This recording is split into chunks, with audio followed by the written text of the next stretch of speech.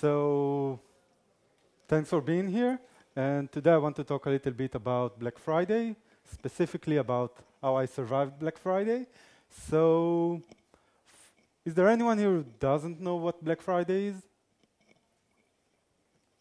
Okay, for the single person who is probably too shy, I'll try to explain it. Black Friday is an American holiday, and how you know it's an American holiday? Actually, what they're celebrating is freedom and liberty by going shopping, or the freedom of liberty of shopping whatever you want. How do they celebrate? A little bit of the customs of this holiday.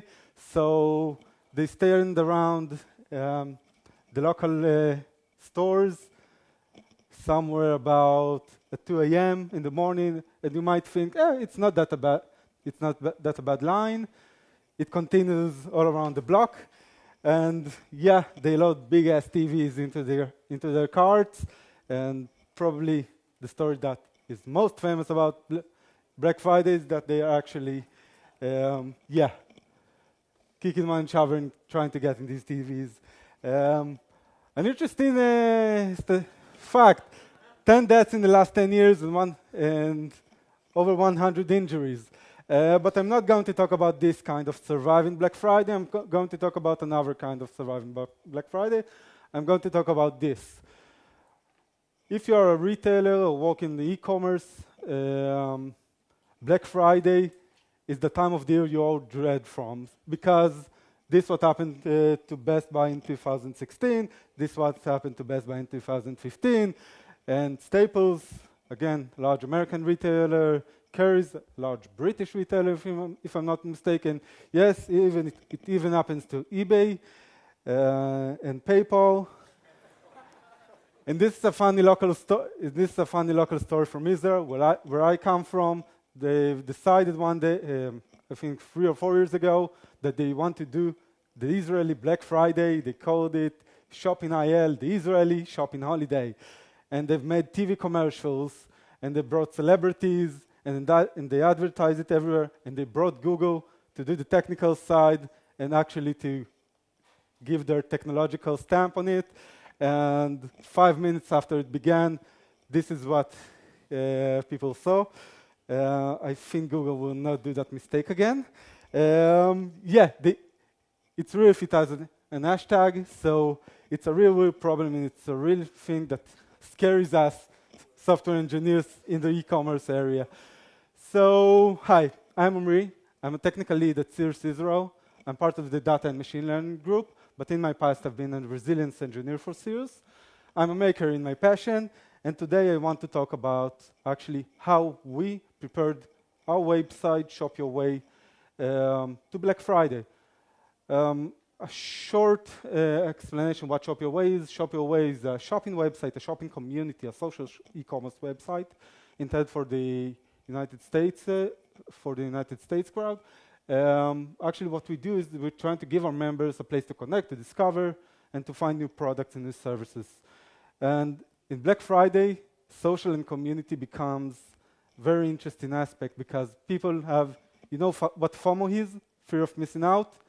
So when an interesting deal starts to spread in social networks, people are starting to swarm over our website, and it's not a nice, we don't have a nice evenings there. So this is my story, and this is me when the story began. So each Black Friday, we're sleeping under the desk in the office, trying to make sure our website will work perfectly during the holidays. And the reason because of it is all because of software architecture. So let's talk about e-commerce architecture. So this is a typical e-commerce architecture, right? We have a client, we have a server, and we have a database probably. Well, not really. In real world, it's probably more like this. And even this is not that accurate, because in the real life, not all servers are homogenic. So we have different kinds of servers with different kind of problems. So we have slow APIs and servers in Japan, and databases with table locks, and a whole lot of troubles. And when the system gets big, systems start to fail. So let's see what happens when this architecture starts to fail. So let's say this database dies. So everything is good, right? in real life, what happens is all these servers do not get results, throw exceptions, return errors, and our users get nothing. But this is not what happens in most time. In most time, it's a little bit more interesting. So it's usually more like this. So this server is under load. It happens, can happen all the time. But what really, really happens is that actually all these servers, well, they're waiting for this server. So they're waiting, and they're starting to bring delayed results for the users. But that's only the beginning of the problem, because at one moment, more users are trying to get the request answered, and they're flooding these servers with new and more requests, which this server still cannot handle. So they are collecting requests and collecting requests and collecting requests, and suddenly, boom, no more threads or no more request queue if you're working in a single thread environment. And actually, so good news, no load anymore here. Bad news, we've crashed all our front-end servers. Oy vey. And you know what? It even gets sadder, because there are three sad truths that we need to talk about. So many people might say, yeah, we have a cloud, we'll throw servers on the problem, and everything will be all right.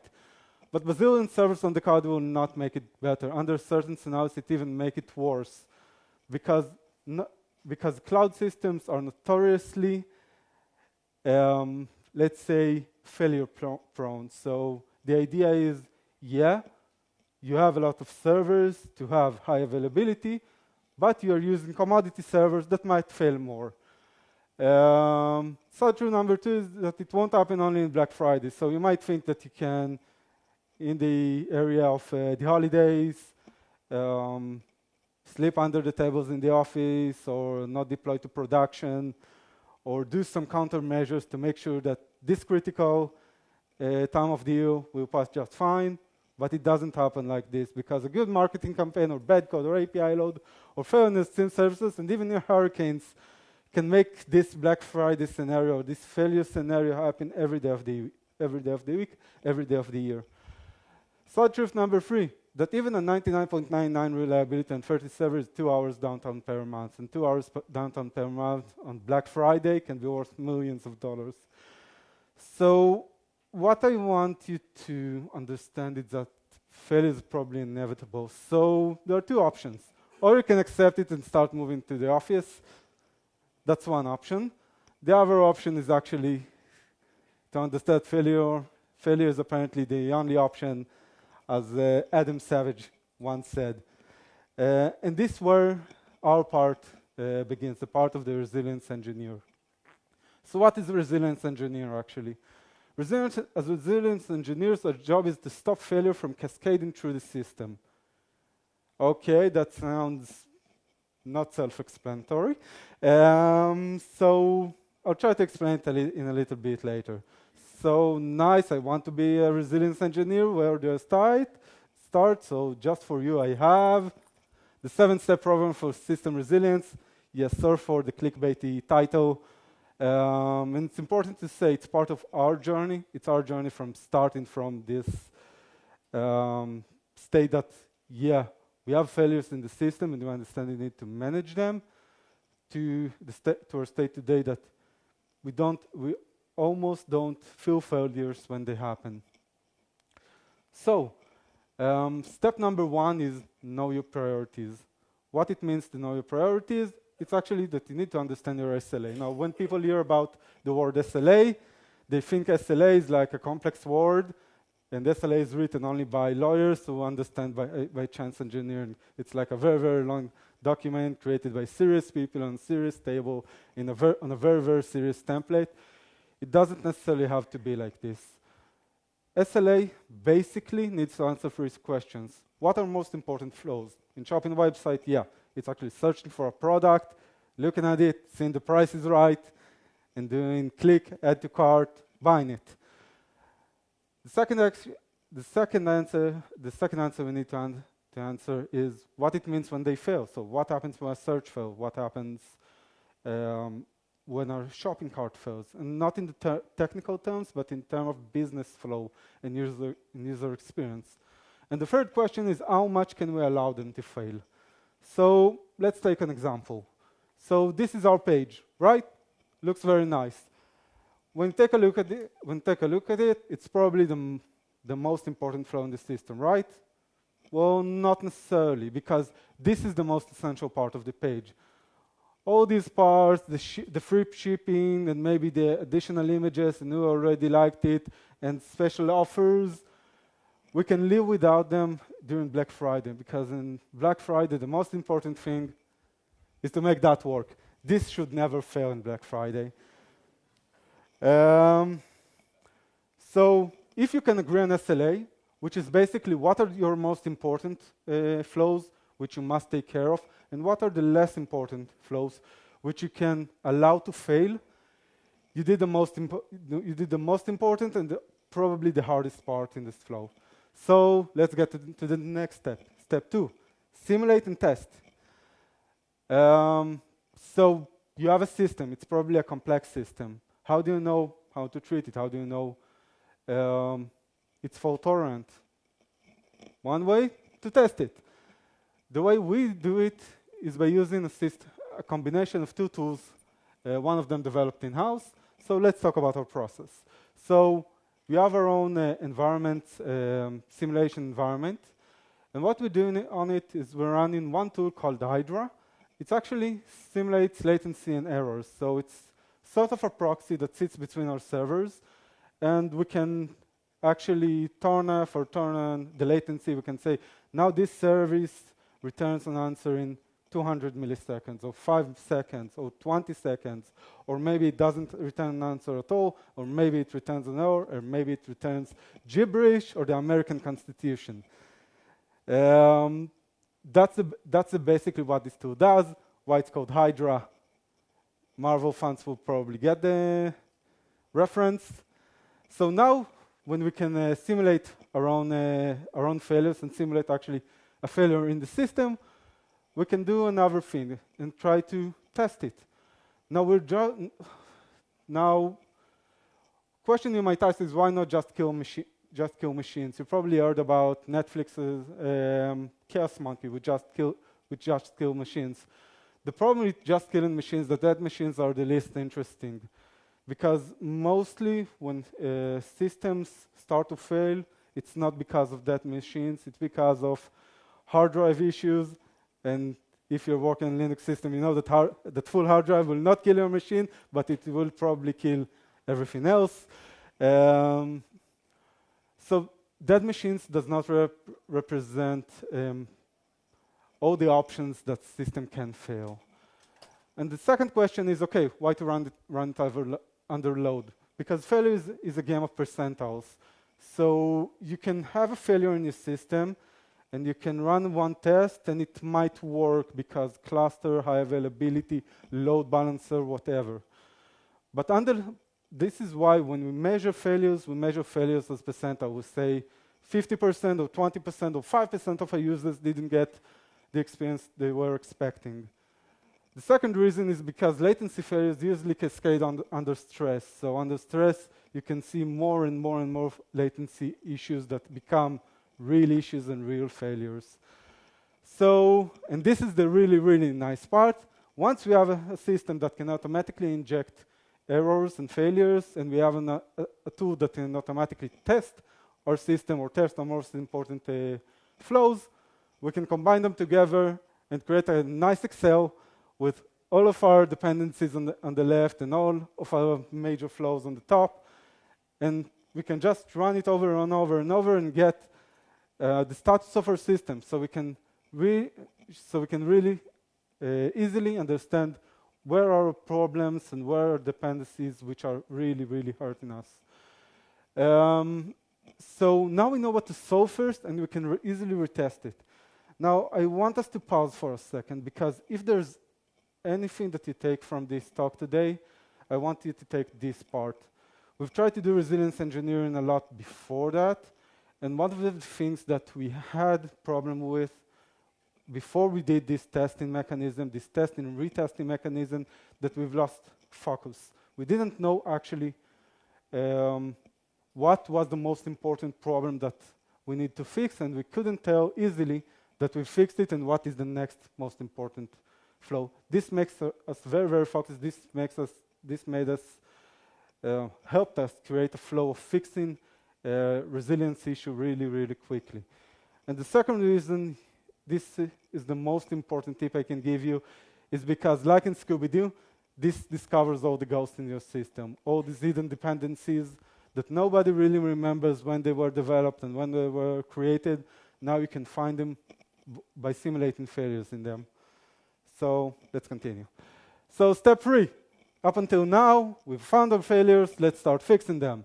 And the first thing we want to do is to make them fail fast. Why? 2 reasons. Because latency is user experience killer. There is this nice oatmeal comics, the difference between no internet and slow internet. And the second reason, which is probably more important, it is because latency is a server killer. Let's have a scenario in mind. So let's say I have a front-end server that is getting user requests and has dependencies on 4 components. So everything is good, except this dependency is starting to be slow, so all these requests need to wait for dependency D. The problem is the users don't wait in line to start the request, so one by one we're getting more and more and more user requests until this queue or until our thread pool is blocked. And then a front-end server dies as well. The solution, rather simple. One solution is aggressive timeout. So set a timeout so no one will wait too much in your front-end servers. But a question might be arising. What is a good number for a timeout? To one extent, we want to make it as low as possible because if not, it's not worth anything. On the other hand, if we'll make it too low, then even when the system is okay, we'll get failures.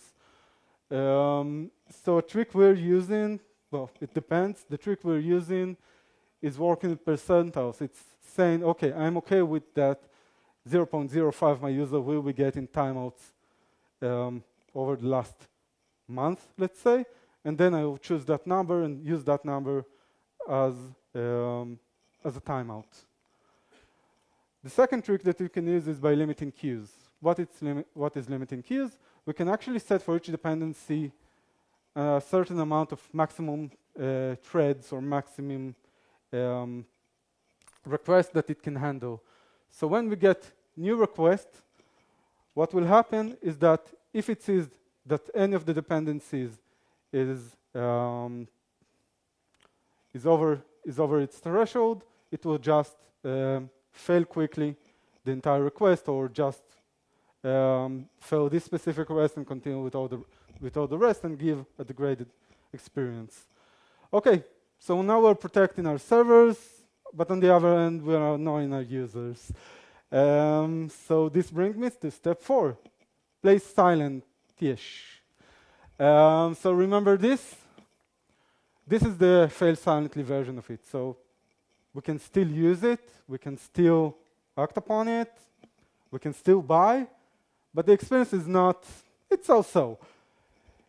It's okay, but not ideal. And it's a little bit too aggressive. What do we want to do in the real world? Well, we have several tools that we can use. Let's say we can degrade to less accurate servers. For example, in this situation, we've just degraded a personal recommendation into a cached, generalized or crowdsourced recommendation. That will apply probably for most of our users. Lego, not in this case. It will not generate the same numbers or the same CTR as the original feature, but it will generate something, which is good enough. It's better than nothing. We can fail over to another experience. So, for example, again, instead of a personalized experience, we can give a Thanksgiving sale, something like this, which is a different experience that can maybe result in better conversion. We can use tail data for on cache. We can return empty data. In the times we need to do writes, we can defer writes. And a cool example that we're using, remember I told you that cart can never fail in a shopping website? Well, guess what? Sometimes it fails. So when we've discovered that, we discovered that the way our users use it is that they don't always use the cart as in add to cart, go to cart, and do the purchase.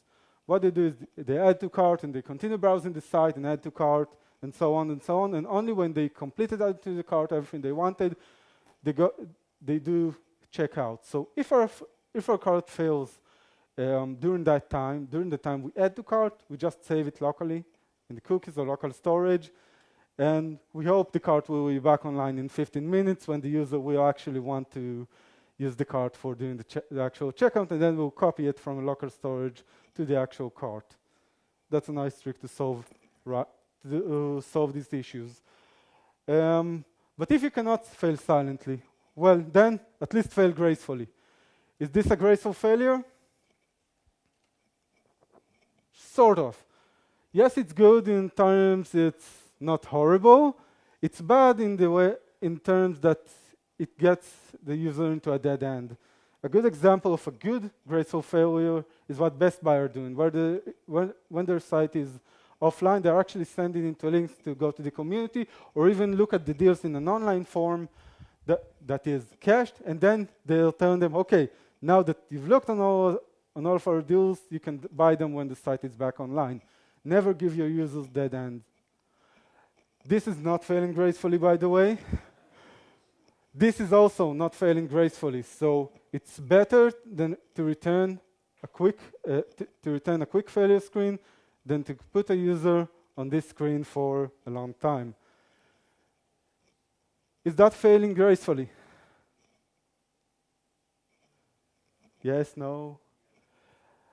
You might think it's failing gracefully, but actually it's not failing gracefully. And the reason for that is that all we had to do to make it fail gracefully is to have how many points you can earn on your purchase. And the reason that our users are expecting this as part of a good experience.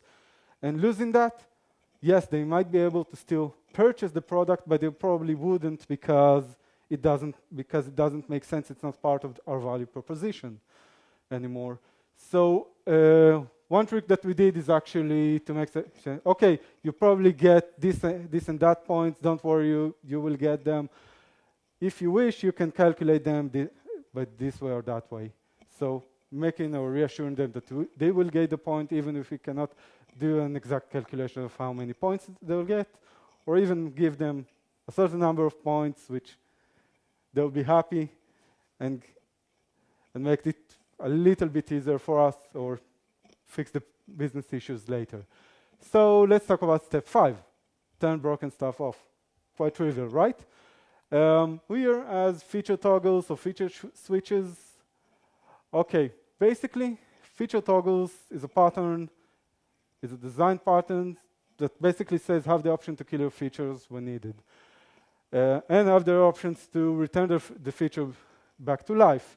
One addition that we found very, very transforming is the way to do it gradually. So what we actually do when a system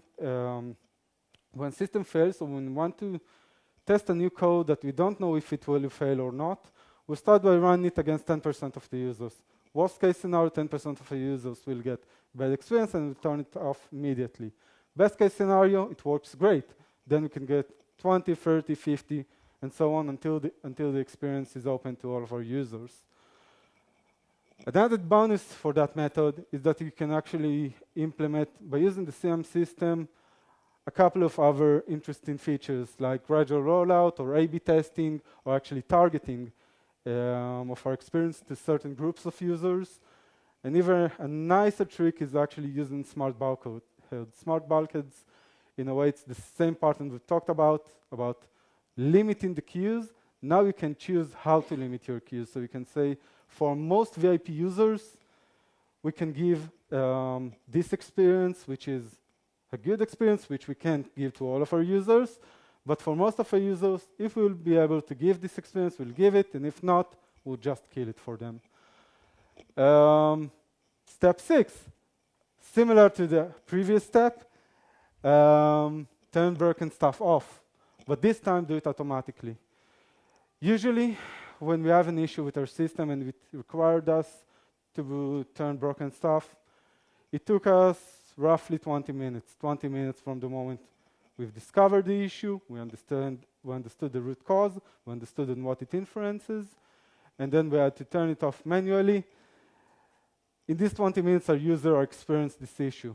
So a solution for that is to actually use a trick. Let's skip on that. Is this a trick you probably know from your home? Anyone knows what this is? Okay, you probably have this in your electric board. This thing is called circuit breaker.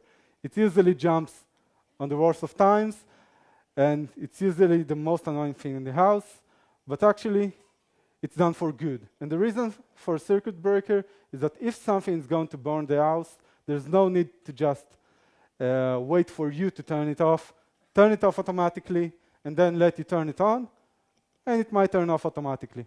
It's in a way an automatic kill switch. This is how this design pattern works in the software industry.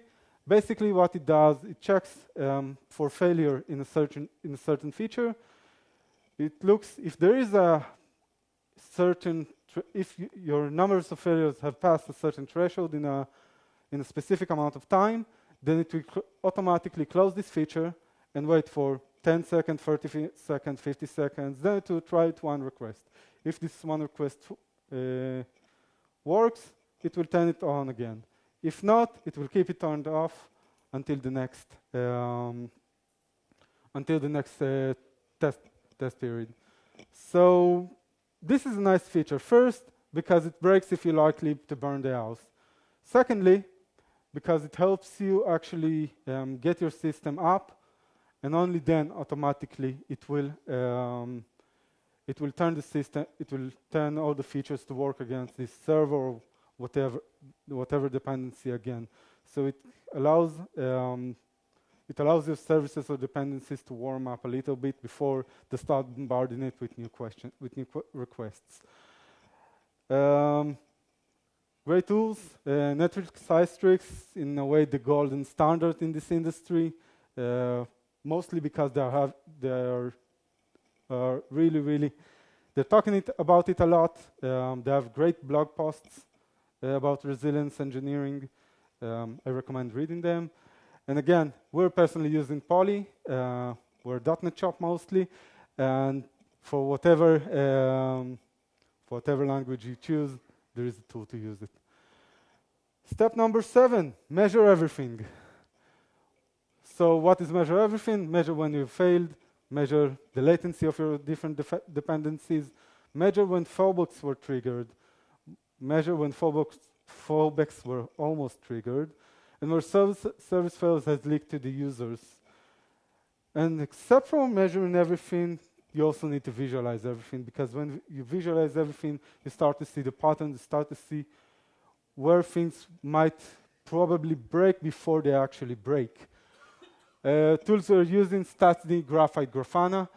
2 other tools that I really recommend to look at, Sky and Oculus by Etsy. What they're actually doing is they're looking for anomalies in graphs and looking for relations in graphs. Again, it helps us a lot in finding the relations between failures in our system, failures in different areas in our system. Nice dashboard that we're using is a circuit breaker dashboard that actually shows us in a way a business manager can understand. Okay, this is the system. This is the current status of our system. For example, this specific component is currently failing for 5% of our users. And now we can understand really quickly what is the influence on our users, which is nice. And we can, of course, drill down and see the graph. It's going up, going down, how many requests were made, how many fallbacks were triggered, if it's short-circuited, so of the circuit breaker triggered or not, and so on and so on. So it sounds trivial, right, to just monitor everything. So not so much, because measuring everything is easy. But clearing the noise and actually tracking everything is the hard part. You need to get these graphs which are very, very noisy and flatten them down so you won't get alerted every 5 minutes or 5 seconds. And this is a hard work. But guess what? Clearing the noise actually makes the system more fault tolerant. When you're clearing the graph, you don't clear the graph by just setting higher thresholds.